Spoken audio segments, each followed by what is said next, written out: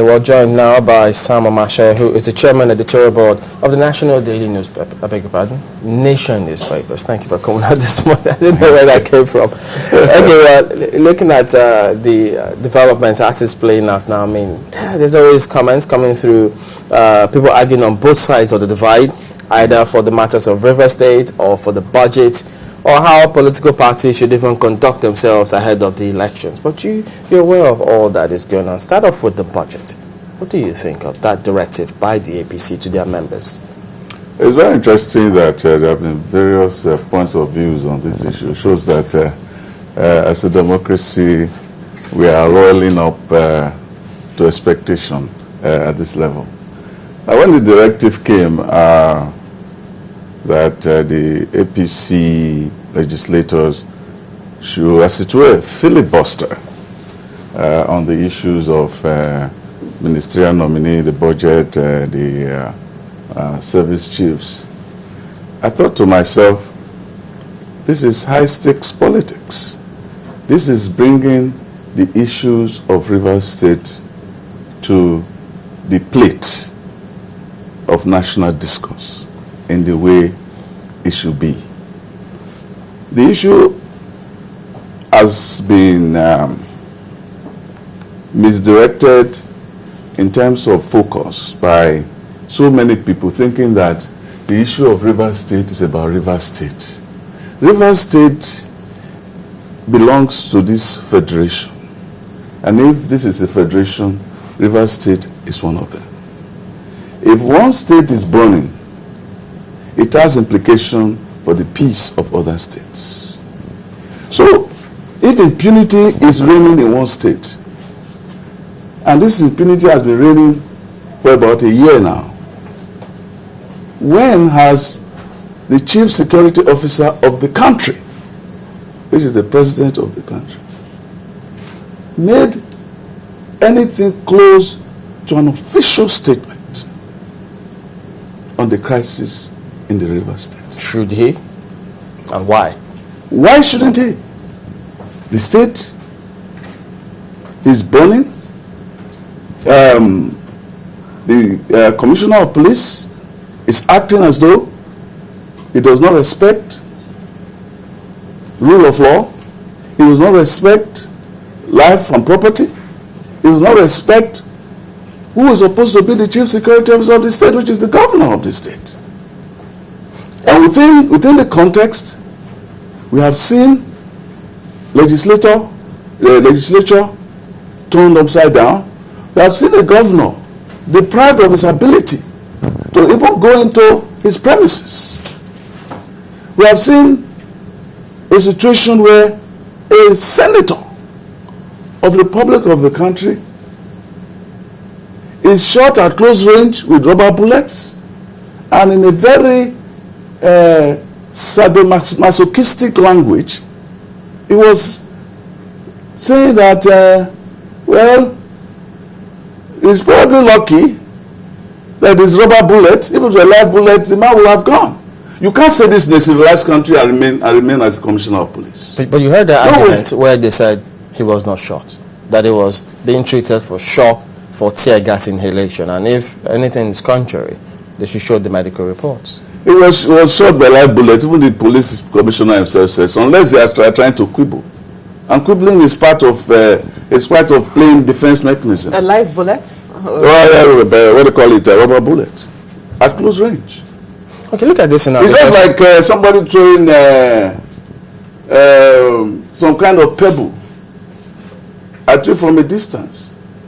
If it does not hurt you very badly, the shock itself is tremendous. Our being as humans is not only physical, it's also psychological. Okay, and the man is in the hospital. In the context of the recent comments, because ever since that directive came from the APC to their members, the APC has further released another statement where in one of those statements they said, well, it looks as though it's yielding results because they were able to hold that rally and then there was security presence. So there hasn't been another request, unless you skip my mind, where another rally was planned to hold and it was disrupted or something happened. So can we then assume that if it's yielding results, why insist on that directive going on? You see, for me, the directive has been misappropriated by the presidency and people in the PDP to mean that the APC doesn't want the budget passed. It doesn't want the ministers screened and nominated or passed, as well as the service chiefs. This is complete obfuscation, because the real thing is that they are trying to use the instruments of democracy for the purpose of democracy. In other words, we want to filibuster. Filibuster does not mean saying that we don't want the budget. We're saying that there is a high-stake principle involved here. And let us face that high-stake principle. Get it done. Then we can go ahead with the budget. After all, what is the purpose of budget without security? Is it not the first purpose of government? Security?